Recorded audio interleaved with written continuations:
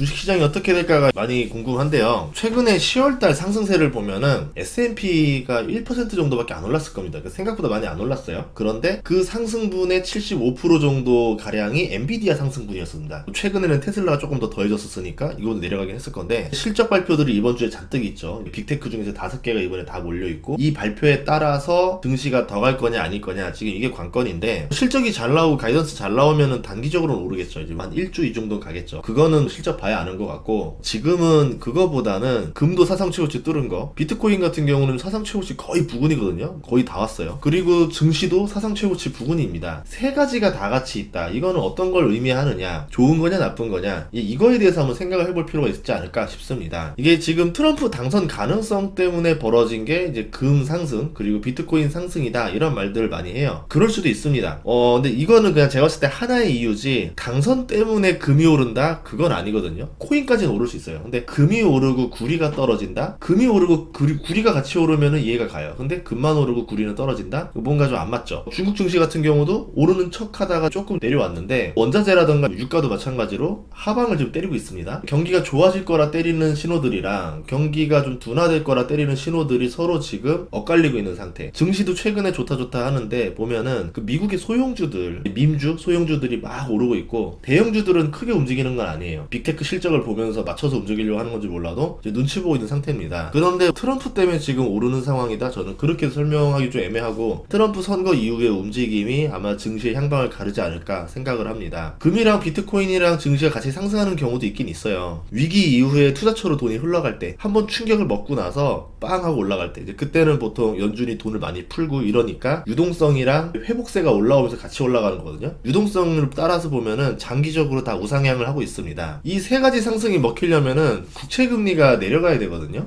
다 좋은 게 되려면. 근데 지금은 금리가 오르고 달러는 강세로 돌아섰죠. 강달러에서 고금리에서 코인이 오를 수 있다? 금이 오를 수 있다? 지금 어디 하나는 지금 거짓말을 하고 있는 게 아닌가. 그러니까 시그널들이 안전하게 일치되는 방향으로 이렇게 쫙 가는 게 아니라 시그널들이 엇갈리면서 이제 오르고 있는 상태였던 거거든요. 일시적으로는 보통 일시적으로는 가능한 경우들이 있는데, 이제 시간이 지나고 나면은 결국은 이 괴리가 한쪽 방향을 따라가게 됩니다. 주식 투자할 때 머리를 많이 쓰시는 분들은 이런 이유 때문에 이렇게 떨어질 거야, 지금은 무조건 숏을 쳐야 돼, 뭐 이렇게 또 얘기를 많이 하는데, 주식시장이 이론대로 가지 않는 경우가 훨씬 더 많아요. 상식적으로는 떨어지는 게 맞는데 광기라는 걸 계산하면요, 그게 굉장히 나중에 벌어질 수도 있습니다. 예를 들어 마이클 버리가 2006년부터 부동산 시장에 문제가 생겼고 구조조적인 결함으로 인해서 이 파생이 터지면서 증시가 하락할 거에다 베팅을 걸었던 게 2006년이에요. 그리고 2년 더 오르다가 떨어졌습니다. 광기가 2년을 더 갔다라는 거죠. 그렇기 때문에 함부로 뭐 하락에 돈을 건다, 이건 어려운 일이지만, 어쨌든 지금 상황이 뭔가 엇갈리는 시그널이 나왔을 때는 서서히 조심을 해봐야 되겠다라는 생각은 들겠죠.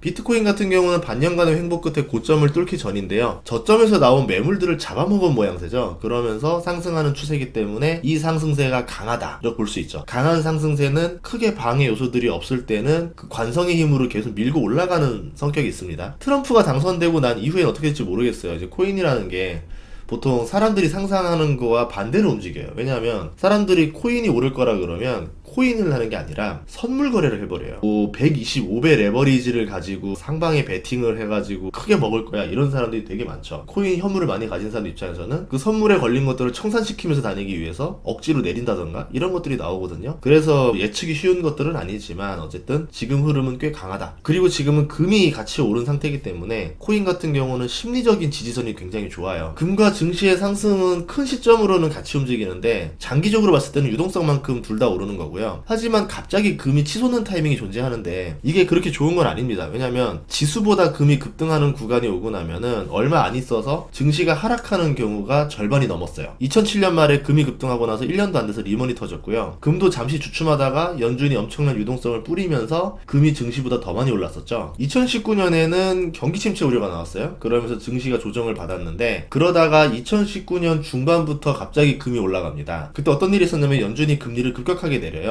연준이 금리를 급격하게 내리는 구간이 오면서 금이 올랐고, 코로나가 또 나와가지고 연준이 금리를 더 많이 내렸죠. 그 상태에서 유동성을 더 많이 풀었죠. 그러면서 금이 코로나 초기 때는 증시보다 더 많이 올랐습니다. 이후에 이제 금이 조정을 받고 증시는 더 많이 상승을 했는데, 이 지표만 보고 투자할 수는 없지만 보통 금이 튀어 오를 때, 제가 지금 빨간색으로 동그라미 쳐놨거든요. 그 구간에는 증시가 좀 조정을 주는 경우가 많았다. 2020 22년 5월이면은 그 당시 때 이제 주식, 코인, 모두 안 좋을 때였는데요. 이때 이후로 상승률을 보면은 우선은 좀 바닥을 다집니다. 금이 먼저 바닥을 다지고 올라요. 그 다음에 주식이 22년 말부터 바닥 다지고 올라오고, 코인은 1년 넘게 바닥을 다지고 뒤늦게 급등해서 둘의 수익률을 역전합니다. 그러니까 상승이 제대로 시작되는 구간에서는 코인이 가장 많이 오른다, 이렇게 볼 수 있겠죠. 이 상승세가 계속 이어질 거냐, 근데 이게 오래 지속되기는 어려울 가능성도 있다라는 걸 염두에 하고 투자를 하셔야 됩니다. 셋 다 하락하는 게 아니고 주식만 조정을 받거나 이럴 수도 있는 거고, 만약에 예를 들어서 위기가 오고 금리를 급격히 내리고 유동성을 푼다 그러면 코인이랑 금도 잠깐 주춤하다가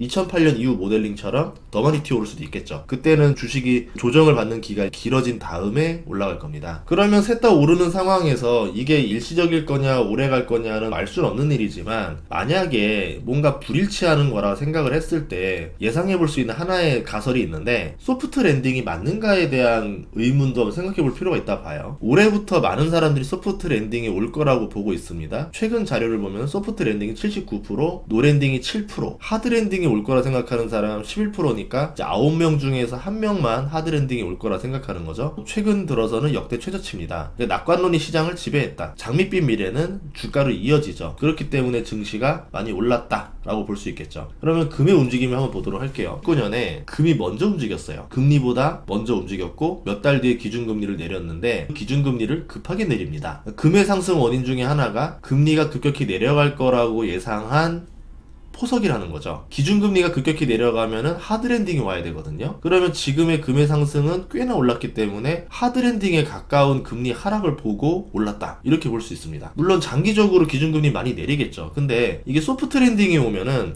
지금 중립금리가 3.5에서 4% 사이 정도로 보고 있거든요. 우리가 예상하는 3.0보다 좀 더 높아요. 근거가 어디냐면은 블룸버그 터미널이 그렇게 나와 있어요. 25년 말에 3.4를 바닥으로 찍고 중립금리가 4.2까지 올라가는 모델링입니다. 굉장히 높은 편이죠. 그러니까 노랜딩, 소프트 랜딩은 지금 그걸 보고 있는 건데, 정말 그렇게 금리를 높게 오랫동안 유지할 수 있을까? 모르겠어요. 금의 상승, 금리의 상승 둘 중에 하나는 지금 뭔가 틀렸다라는 걸 말하는 거죠. 실질금리를 뜻하는 10년물 팁스 금리를 보면은 현재 강한 양의 상태인데요. 보통 이게 강한 양의 상태를 나타낼 때 증시가 상승세가 강해요. 하지만 이 상태가 오래 지속되는 경우는 많지는 않습니다. 리먼이 터진 이후에 강했었던 양의 실질금리가 5년 내리 하락했었거든요. 더 지속되면 좋겠는데 이게 서서히 꺾인다라고 하면은 조심을 해야 되겠죠. 우리가 이번에 소프트 랜딩이라고 믿게 된 데는 시중에 돈을 많이 풀었기 때문에 그런데요. M2 통화량 증가가 긴축 기간이면서도 불구하고 작년 5월 이후에 계속 증가합니다. 현재는 양의 상태로 긴축 기간이면서도 시중에 돈을 상당히 풀고 있죠. 유동성이 늘면은 증시는 오르고, 여기에 저축은 지금 줄어들고 있고, 소비는 과거 수준을 유지하기 위해서 간신히 버티고 있고, 이제 돈이 없는 층에서는 소비력의 한계가 드러나고 있죠. 유동성이 늘어나고 저축이 줄면서 그거를 소비로 계속 밀어넣어주면서 경기는 좋았는데 이게 지속될 수 있는 힘은 약해지고 있다, 이렇게 볼 수 있습니다. 제조업이 살아나고 세계 경기가 확 좋아지고 그때 되면은 여기서 한 번 더 랠리가 더 붙을 수 있겠지만, 그렇지 않은 상태에서는 침체가 서서히 오는 것은 아닌가, 요거에 대한 생각을 해볼 필요가 있을 것 같아요. 트럼프가 당선된 이후에 유동성을 지금처럼 늘릴 수 있을 것인가? 늘릴 수 있다라면은 증시, 금, 코인이 이 상승세가 계속 가겠죠. 근데 그렇지 않다라 그러면은 결국은 유동성의 힘이 떨어지면서 상승의 힘이 떨어지는 시기가 오겠죠. 대선 전에 옐런의 마법이라 불리잖아요. 그런데 선거가 끝나고 만약에 트럼프가 된 상태에서도 옐런이 마법을 부려줄지 한번 생각을 해봐야 되지 않을까, 이런 고민을 해봤습니다. 시장이 좋을 때는 나쁜 생각을 하는 게 좋은 것 같아요. 오히려 반대로 시장이 나쁠 때는 긍정적인 생각을 많이 하면서 대중들과 반대로 투자하는 습관을 해야 되거든요. 저는 계속 그렇게 하고 있습니다. 남들이 좋다라고 할 때는 나쁜 거를 먼저 보고 있고, 남들이 좋다라고 할 때는 나쁜 거를 먼저 보고 있고, 남들이 나쁘다라고 할 때는 아니야, 반등을 칠 것 같아, 이제 긍정적인 걸 찾아보자,